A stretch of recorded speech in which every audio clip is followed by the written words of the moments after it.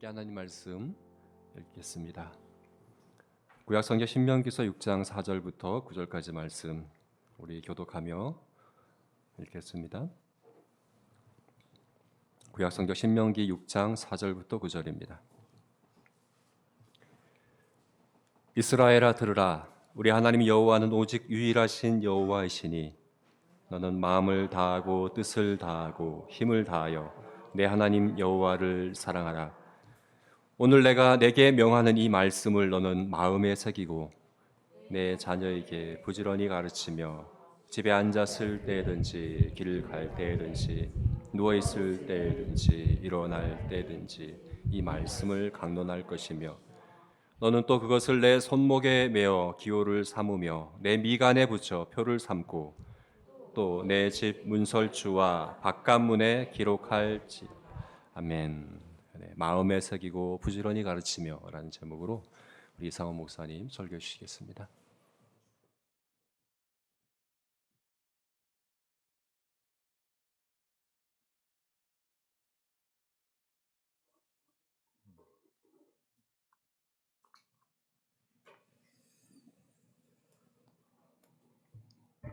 잠시 기도하고 말씀 듣겠습니다. 거룩하신 하나님 아버지 감사합니다. 우리가 하나님을 예배하며 이 시간에 주님의 말씀을 함께 듣습니다.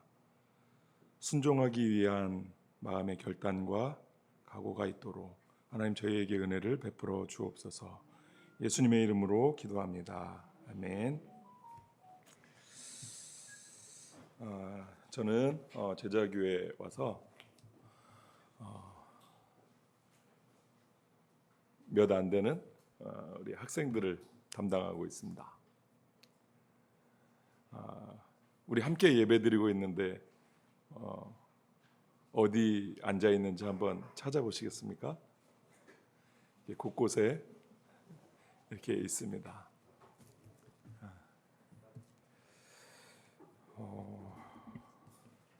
우리 아이들과는 이제 예배를 마치고 함께 모여서 소요리 문답을 계속 공부를 합니다. 그리고 이제 원래 교리 문답은 나누고 이해하고 다음 과로 넘어가기 위한 것을 넘어서 암송하기 위함이거든요. 그래서 오늘 이제 아이들 방학했으니까 22과까지 나갔는데 이제 방학 동안 우리 한번 같이 외우자 해서 오늘부터 아이들 이제 암송을 할 거예요.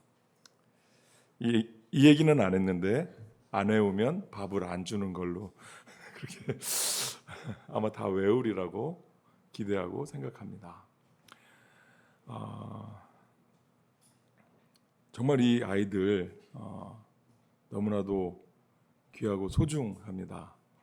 요즘에 이제 청소년 사역을 하시는 분들이 이제 끊임없이 교회 현장에서 아이들의 상황과 그리고 아이들의 복음화율이 얼마나 되는지를 이렇게 조사를 하고 이제 가끔씩 발표를 해 주시는데 여러분 지금 청소년들 복음화율이 얼마나 된다고 여기십니까?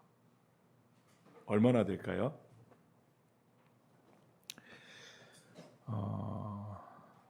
제자교회는 그래도 조금 많은 편입니다.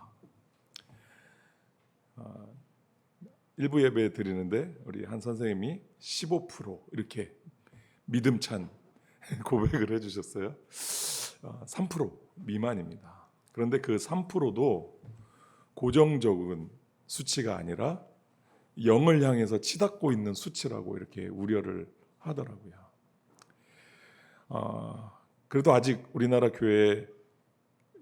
교회들이 많이 있잖아요. 그런데 이 많은 교회들 중에 주일학교 예배를 드리고 있는 교회의 퍼센테이지는 얼마나 될까요? 그래도 교회마다 다 있지 않을까요? 그렇게 생각하는데 이제 그것을 이제 조사하고 연구하시는 분들이 얘기하기를 50% 미만으로 이렇게 잡습니다. 참 좋은 교회죠. 저희는 아이들이 지지난주 여름 성경학교 하면서 아주 이렇게 많이 출석하고, 오늘도 여름 성경학교에 왔던 친구들 중에 많은 친구들이 함께 와서 예배를 하고 있으니까요. 근데 굉장히 심각한 상황에 접어든 것은 분명합니다. 아이들이 점점 교회를 안 옵니다. 부모님은 오는데 아이들이 안 와요. 근데 이게 비단 현재 우리나라에만 있는 일들이 아니라 성경 시대에도 있었던 일이에요. 사사기 2장 말씀을 보니까 여호수아와 출애굽한 2세대가 가나안 정복 전쟁을 하잖아요. 한 20여 년이 채 못되게 정복 전쟁을 하고, 이제 여호수아는 하나님의 부름을 받고 110세에 죽습니다. 그리고 오늘 주보에 이렇게 적어놨는데, 사사기 2장 10절 말씀 우리 같이 한번 읽어볼까요? 안 보이시면 귀를 이제 잘 기울여서 들으시면 되겠고, 자, 같이 읽겠습니다. 그 세대의 사람도 다 그 조상에게로 돌아갔고, 그 후에 일어난 다른 세대는 여호와를 알지 못하며 여호와께서 이스라엘을 위하여 행하신 일도 알지 못하였더라. 다른 세대가 일어났다, 이렇게 이제 저희들에게 소개해 줍니다. 그런데 이 다른 세대의 중요한 특징을 같이 아울러서 설명해 주고 있죠. 무엇입니까? 이 다른 세대는 여호와를 알지 못하고 여호와께서 이스라엘을 위하여 행하신 일도 알지 못한 세대입니다. 자, 우리가 하나님을 안다, 하나님을 신앙한다 이렇게 얘기했을 때 거기에는 반드시 그에 합당한 지식이 있어야 됩니다.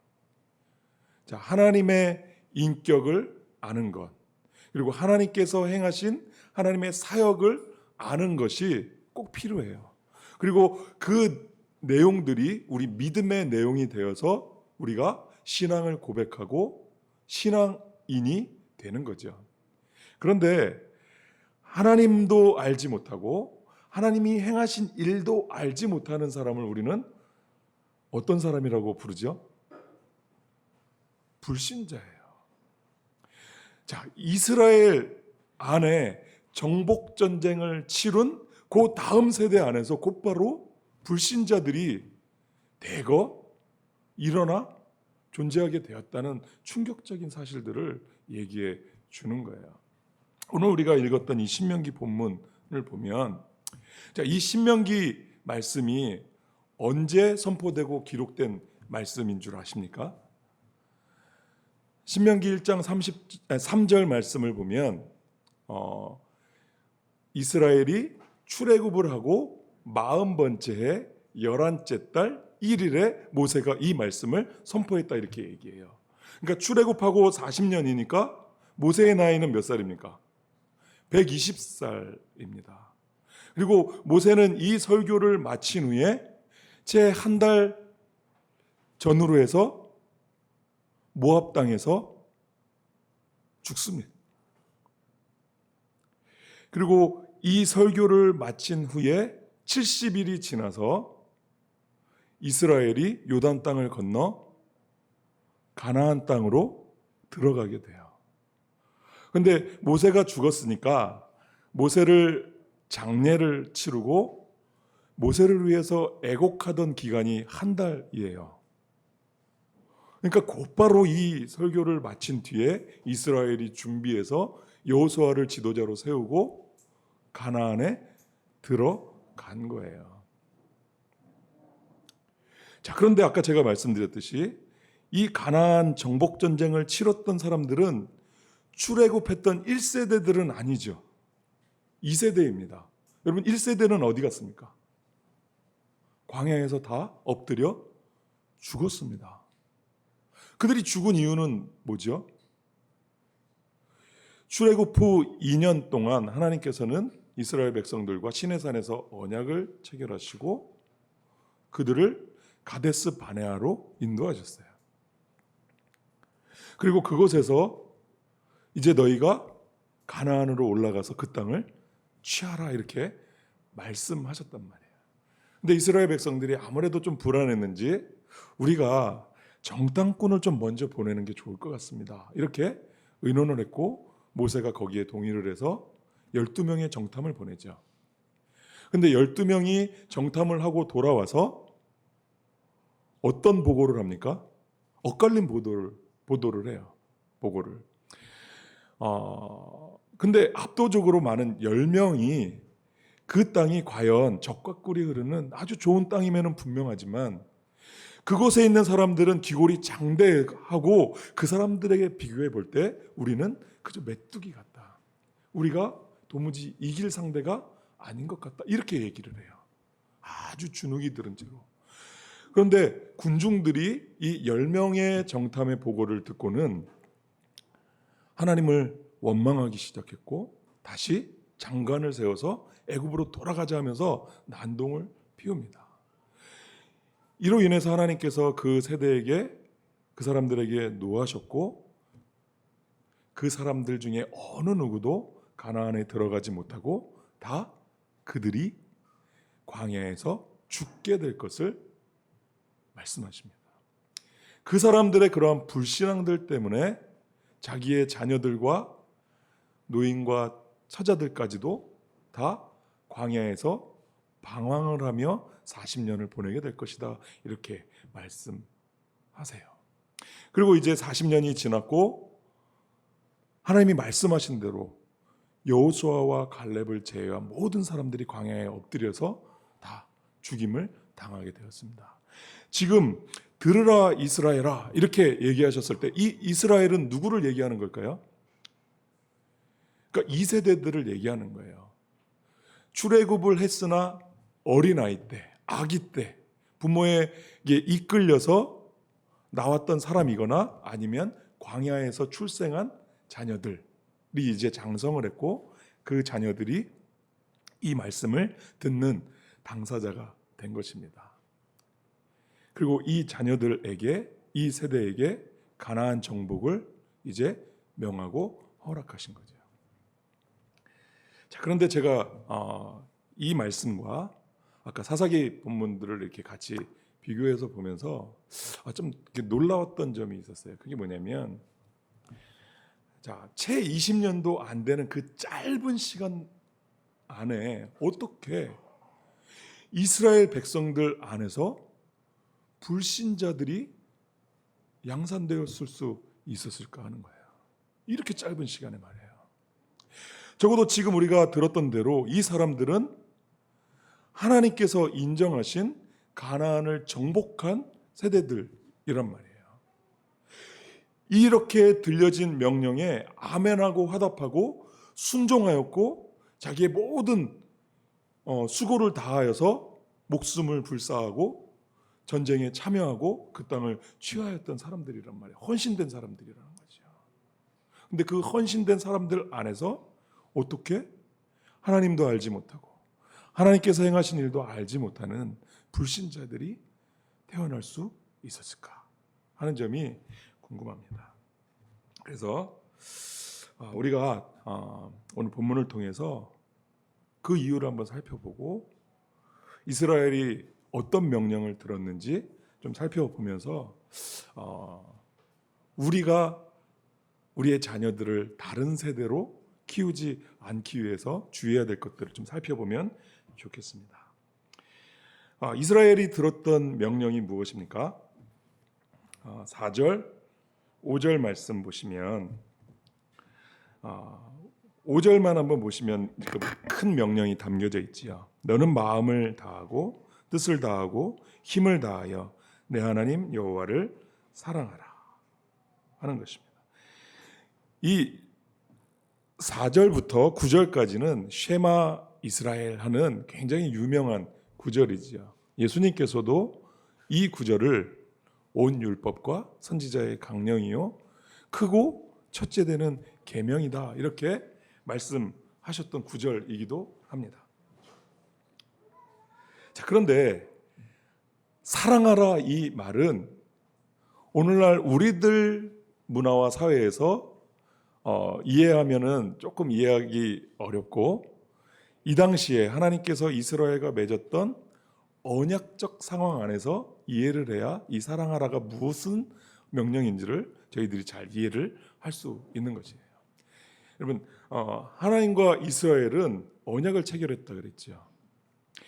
자, 언약 관계 안에서 언약의 당사자들끼리 사랑하라고 요구했을 때에는 그 말은 언약의 당사자인 상대방에게, 하나님은 이스라엘에게, 이스라엘은 하나님께 언약적 신실함을 견지할 것들이 요구된다는 말이에요. 자, 그런데 어느 정도로 신실할 것을 하나님께서 요구하시냐면 마음을 다하고 뜻을 다하고 힘을 다해서 내 하나님을 사랑하고 이 언약적 신실함을 저버리지 않기를 위해서 힘써야 된다. 이렇게 지금 요구를 하고 계신 것입니다. 어떤 분은 이 5절 말씀을 이렇게 번역하는 게 더 좋다고 설명해 주셨어요. 최선을 다한 마음으로, 최선을 다한 뜻으로, 최선의 힘을 다한 그 사랑으로 하나님께 신실함을 지켜야 한다. 여러분, 우리가 잘 알고 마음에 새겨진 이 명령을 여러분들은 그렇게 준행하고 계십니까? 최선의 마음과 뜻과 힘을 다해서 하나님을 사랑하고 계십니까? 어렵죠. 이게 정말 보통 어려운 게 아니죠. 자, 그래서 우리가 4절 말씀을 묵상해 보면 그것이 단순히 우리에게 지기 어려운 명령으로 하나님께서 부과해 주신 것이 아니라는 사실을 알게 될 것입니다. 4절 말씀을 다시 한번 같이 읽어보겠습니다. 이스라엘아 들으라, 우리 하나님 여호와는 오직 유일한 여호와이시니. 이 구절을 히브리어 단어로 보면 6단어에 제가 6단어 그러면서 7개를 6단어에 불과한 단어예요. 자, 쉐마 이스라엘, 그리고 여호와 혹은 아도나이 엘로헤누, 아도나이 에하드, 이런 단어입니다. 이것을 조금 투박하고 거칠게 번역을 해보면 이스라엘아 들으라, 우리 하나님은 엘로힘이시다. 그리고 여호와는 하나이시다. 이런 말이에요. 여러분, 엘로힘이라는 말이 무슨 말인지 들어는 보셨죠? 하나님을 일컫는 히브리어 단어예요. 그런데 이 힘이라는 전미사는 복수 형태를 나타낼 때 사용되는 전미사이거든요. 자, 우리가 하나님을 이야기하면서 복수 형태의 전미사를 사용한다. 물론 이것을 설명할 때 하나님의 영광이 너무나도 크고 장엄해서 장엄의 복수형이라고 설명하기도 하는데, 물론 맞습니다. 그런데 우리가 잘 알고 있죠. 하나님이 어떤 분이십니까? 여러분들이 지금 주중에 같이 조준기 목사님이랑 공부하고 있는 대요리 문답 안에서도 보면 8문에 하나님 외에 다른 하나님이 있습니까? 이렇게 묻는 질문이 있지요. 그리고 그 구절, 8문과 9문은 하나님의 속성, 삼위일체 하나님을 설명하는 구절인데, 모든 교리 문답서와 신앙 고백서들이 하나님의 삼위일체를 설명할 때마다 이 신명기 6장 4절 말씀을 근거 구절로 사용하고 있습니다. 자, 제가 아까 히브리어 이렇게 번역했던 거 기억하시죠? 하나님 여호와는 엘로힘이시고 여호와는 하나이시다 하는 거예요. 정확하게 삼위일체 하나님에 관한 성경적 진술이죠. 자, 왜 우리가 하나님을 삼위일체라고 부릅니까? 하나님께서는 성부와 성자와 성령 이렇게 세 분이시죠. 세 분이라고 해도 괜찮습니까? 하나님이 한 분입니까? 세 분입니까? 되게 조심스럽죠? 근데 우리는 삼위라는 말을 쓰잖아요. 여러분 옥편을 한번 찾아보세요. 이 위자를 보면 다섯 번째에 분위라고 이렇게 적혀 있습니다. 이 얘기는 뭐냐면 하나님이 세 분이시라는 거예요. 그러나 일체, 이 채자는 몸채자가 아니라 그것도 옥편을 한번 찾아보시면 본질 채자예요. 한 본질 안에 성부와 성자와 성령이 연합해 계신다는 거예요. 조금도 다르지 않고 어떤 차이도 있지 않고 동일한 본질을 가지신 성부와 성자와 성령이 계시다 하는 것이 저희 기독교 신앙의 핵심적이고 가장 신비한 요소입니다. 자, 한번 보십시오. 성부가 성자가 아니시잖아요. 또 성부께서 성령님이 아니시잖아요. 또 동일하게 성자도 성부가 아니시고 성령이 아니시고 또 성령도 성부가 아니시고 성자가 아니시지만 성부와 성자와 성령 이 하나님들은 모두 다 하나님이시죠.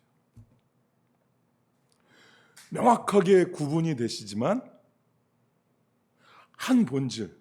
우리가 이거를 이렇게 말로는 설명했지만 어떻게 그게 다 이해가 됩니까? 자, 그런데 우리가 이 말씀들을 보면서 사도 요한의 설명을 같이 한번 기억해 보면 좋겠어요. 자, 사도 요한이 요한일서에서 형제를 사랑하는 것들에 대해서 강조를 하다가 만약에 사랑하지 않으면서 어떻게 하나님의 사랑이 당신에게 있다고 말할 수 있겠냐 이렇게 설명하며 하나님의 본질을 선포하죠. 하나님은 사랑이시다. 자, 어떤 사람들은 하나님이 한 분이라고 그렇게 얘기해요. 그렇게 얘기하는 이단이죠. 뭐 여호와 증인이라든가 이런 사람들이 있었습니다. 자, 그런데 하나님이 한 분이셨는데 한 분인데 어떻게 사랑이실 수 있겠냐는 말이죠. 만약에 아리우스라는 사람이 예수님은 하나님이 아니셨고 피조물이셨는데 하나님이 되신 분 이렇게 얘기해요. 그러면 예수님이 영원전부터 계신 하나님이 아니시라면 하나님이 홀로 계셨던 때가 분명히 있었다는 거잖아요. 그러면 그때는 하나님이 사랑은 아니셨다라는 말입니까? 그건 아니죠. 언제나 하나님은 성부와 성자와 성령이 함께 계셨고 그래서 사랑으로 연합한 그 본질이 사랑이신 하나님이시라는 거예요. 여러분 의미심장한 이야기입니다. 이렇게 하나님의 자 너희는 여호와를 사랑해라 라는 이 명령을 주기 전에 다른 어떤 것들을 얘기하지 않고 하나님이 사랑이시다 하는 이 하나님의 가장 본질, 핵심을 계시하고 나신 다음에 이 명령을 주셨다는 거예요. 이것이 우리에게 지기 어려운 명령이 아니라 사랑이신 하나님의 그 본질 안으로 우리를 초청하시고 하나님과 함께 이 사랑의 관계를 유지하고 누릴 수 있는 특권을 주신 것이라는 사실들을 저희들이 좀 기억하고 생각해야 될 필요가 있습니다. 그래서 요한은 얘기합니다. 보는 바 형제를 사랑하지 않으면서 보이지 않는 하나님을 어떻게 사랑할 수 있겠냐? 보이는 형제를 사랑하지 않는 자는 거짓말하는 자다. 나는 하나님을 사랑합니다. 하나님의 사랑이 내 안에 있습니다. 그런데 저 사람은 내가 사랑하지 못하겠습니다. 이렇게 말하는 것은 거짓말하고 있다는 거예요. 자, 지금 이 큰 명령을 주고 나신 이후에 어떻게 우리가 하나님을 사랑하는 일들을 순종하고 더 세부적으로 지킬 수 있는지 몇 가지 명령들을 세부적 지침으로 더해 주십니다. 자, 먼저 너는 이 명령을 마음에 새겨라 하는 명령을 주세요. 이 명령을 마음에 새기라는 말은 이런 뜻이에요. 이 명령을 너의 마음 위에 두어라 하는 뜻입니다. 여러분, 어떻게 우리가 우리 마음 위에 하나님의 명령을 둘 수 있겠습니까?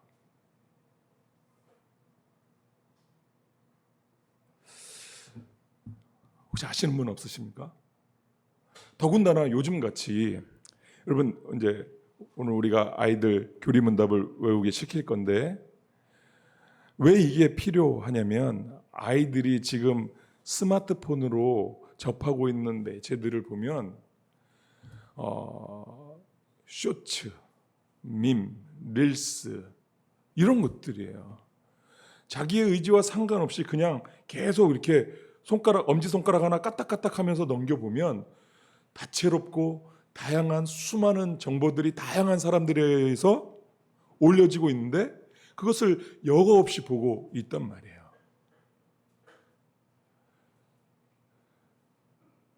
그런데 하나님의 말씀을 자기 마음 위에 머물러게 하고 그것을 마음에 새기는 일들이 얼마나 낯선 것으로 여겨지는 시대냐 말이에요.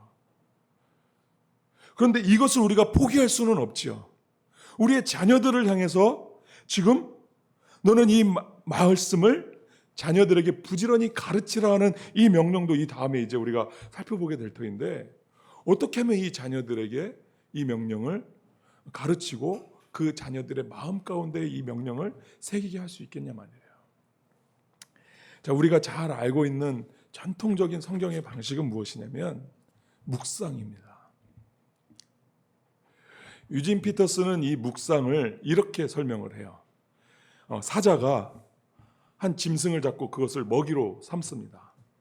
그런데 그것을 붙들고 어떻게 먹을까? 계속 그르렁거리면서 이리 돌려보고 저리 돌려보는 그 모습과 소리가 묵상이라는 단어라는 거예요. 우리가 하나님의 말씀을 그와 같은 방식으로 다룰 필요가 있다고 말하는 거예요. 그래서 요즘 번역본 성경들은 이 묵상을 어떻게 번역하죠? 읊조려라 이렇게 얘기하죠. 입으로 계속 중얼중얼 거리는 거예요. 내 입으로 나지막하게 내 귀가 들을 수 있도록 중얼중얼 읊조림으로 그것을 또 내가 듣고 그렇게 함으로 마음에 새기는 거예요. 뭐지요? 이게 암송이지요. 암송하는 거예요. 저도 이제 나이가 어느 정도 되니까 잘 안 외워집니다. 외웠던 것도 자꾸 까먹습니다. 그런데 이제는 안 돼, 안 외워져 하고 포기하지 말라는 거예요. 외워야 된다는 겁니다. 너의 마음에 새기라는 말은 암송하라는 얘기예요. 이 계명을 암송하고 마음에 두어서 이 말씀이 너를 지배하고 다스리고 주장할 수 있도록 해야 할 필요가 다분하다 하는 사실들을 말해주고 있는 것입니다. 여러분, 말씀 묵상을 통해서 회심을 경험한 사람들이 있습니다. 조나단 에드워즈는 디모데전서 1장 17절 말씀을 묵상하며 말을 타고 있었어요. 그런데 그 말씀이 무엇이냐면 만세의 왕 썩지 아니하시는 하나님께 영광과 존귀와 능력이 세세토록 있을지어다 하는 그런 말씀이에요. 이 말씀을 묵상하다가 그 말씀의 영이 조나단 에드워즈를 압도했어요. 그래서 말에서 내려서 펑펑 울면서 막 목을 붙들고 1시간 동안 가량이나 하나님의 영광에 사로잡혀 있었던 경험들을 얘기하거든요. 여러분들은 어떤 경험들이 있으십니까? 말씀을 묵상하며 하나님의 인도하심 가운데 있었던 기억이 있으십니까? 우리가 잘 아는 시편 1편 말씀, 하나님은 분명히 선포하십니다. 선언하십니다. 복 있는 사람은 그저 소치 같은 릴스 같은 그런 끊임없는 사람들의 지혜와 깨와 그런 악한 것들에 마음을 두지 않고 그 자리에 앉지 않고 오직 여호와의 율법을 즐거워하여 그 율법을 주야로 묵상하는 사람이 복이 있는 사람이다. 이렇게 말씀하세요. 저는 이제 교회에서 하는 성경 읽기 그 단톡방에 들어가 있지도 않고 그 단톡방의 그 순서대로 성경을 읽지는 않고 있어요. 그런데 이제 저희 막내가 둘째가 이제 엄마의 채근에 의해서 말씀을 읽고 이제 톡방에 올리고 있는데,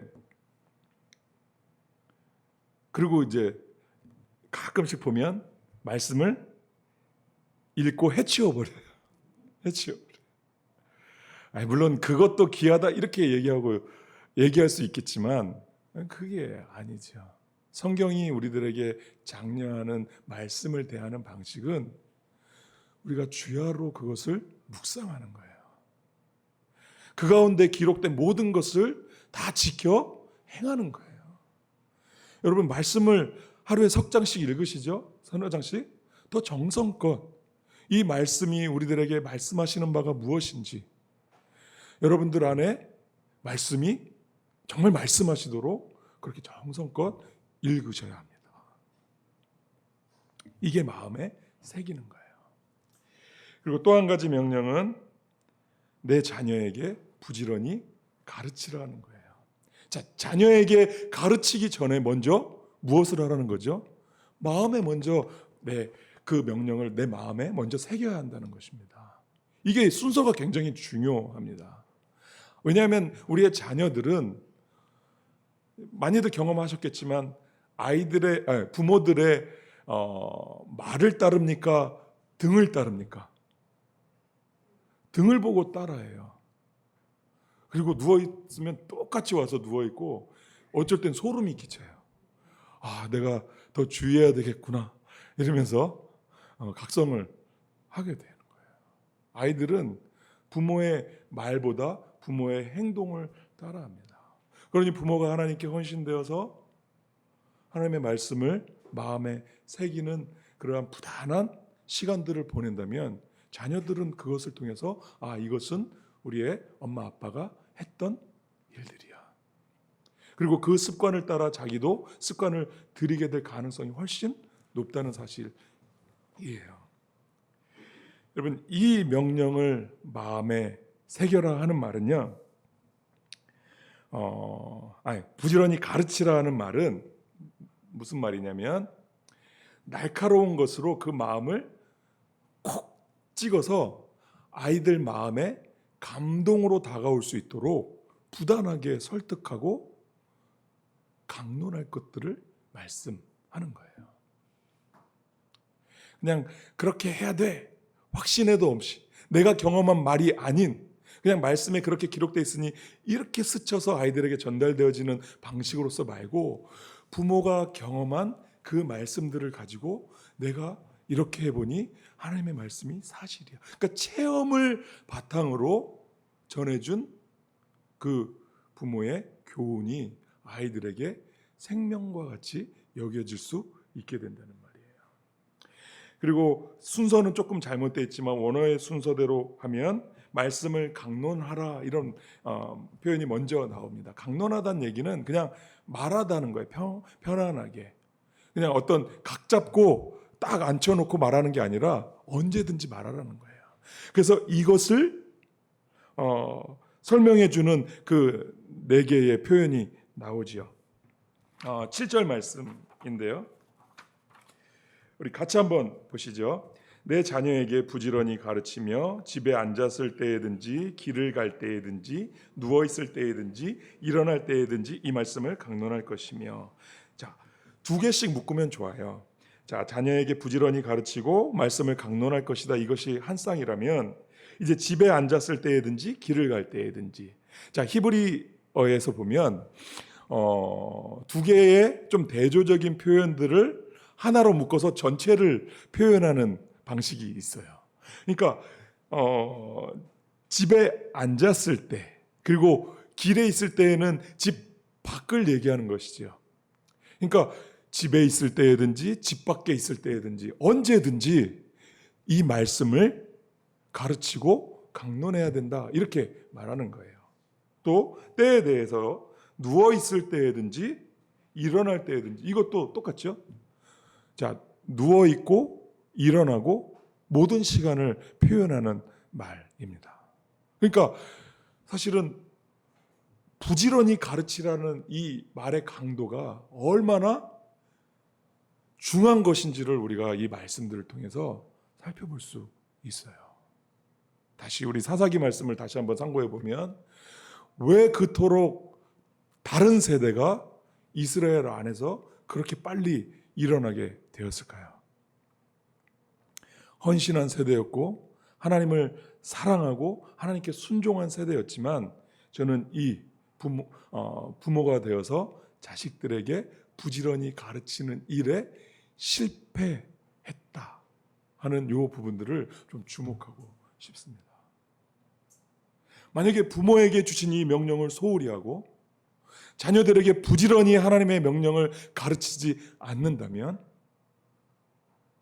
우리의 자녀가 그러지 말라는 법은 없습니다. 저도 교회를 어릴 때부터 다녔는데 같이 신앙생활을 하던 많은 친구와 선배와 후배들이 청년이 되고는 신앙을 저버리고 떠나게 되고 하나님을 믿는 그 마음까지도 다 팽개쳐버린 수많은 사람들을 만나게 돼요. 사역자가 되어서 많은 청년들을 만나게 되는데 자기는 이제 교회를 좀 다니기가 어렵다, 이렇게 말하는 친구들이 많아요. 그런데 장로님 아들이고 권사님 아들이고 집사님 아들이고, 그래, 어릴 때 교회에서 살다시피 한 그러한 청년들이 많이 있다는 거예요. 왜 이렇게 다른 세대가 되어서 하나님을 알지도 행하신 일도 알지 못하는 그러한 사람들로 그렇게 드러나게 되었을까요?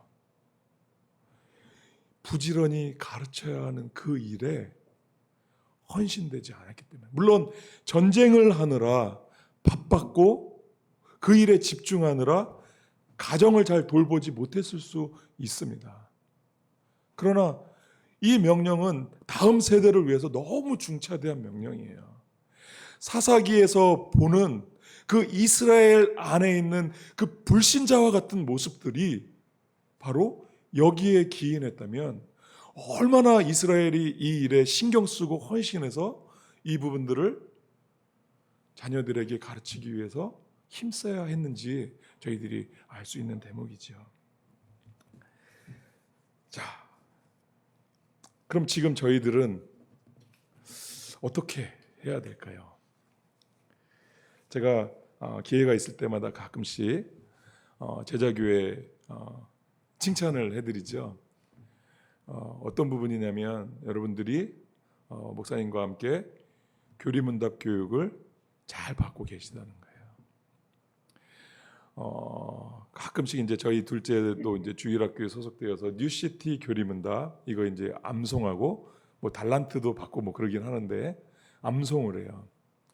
그리고 이제 오늘 우리 아이들 소요리 문답을 암송을 합니다. 왜 그러면 교리문답일까요? 이것은 개혁교회가 전통적으로 성경과 함께 이 신조, 신앙고백, 그리고 교리문답을 함께 가르치고 배울 것을 장려했기 때문에 그래요. 신앙의 모든 뼈대와 엑기스들을 이 교리문답과 신앙고백서 안에 담아놨기 때문에 그래요. 그래서 우리가 교리문답을 정확하게 배우고 그것을 되뇌이면서 우리가 암송하는 일들이 얼마나 중요한지에 대해서 개혁자들은 이구동성으로 다 얘기를 했어요. 그 중에 여러분들에게 칼빈이 보낸 영국의 한 영주에게 보낸 서신을 여러분들에게 한번 읽어 드리도록 하겠습니다. 하나님의 교회는 교리 교육 없이는 유지될 수 없습니다. 교리 교육은 선한 씨앗이 죽지 않고 새로운 생명으로 자라는 것처럼 왕성하도록 만들어주기 때문입니다. 당신이 붕괴되지 않는 든든한 믿음의 집을 짓기 원한다면 아이들에게 교리문답을 철저히 가르치십시오. 자녀들이 인상 깊게 이 교리문답서를 통하여 믿음으로 이끌어지도록 염려하고 돌보십시오. 성주에게 한 교회 목회자가 보낸 편지입니다.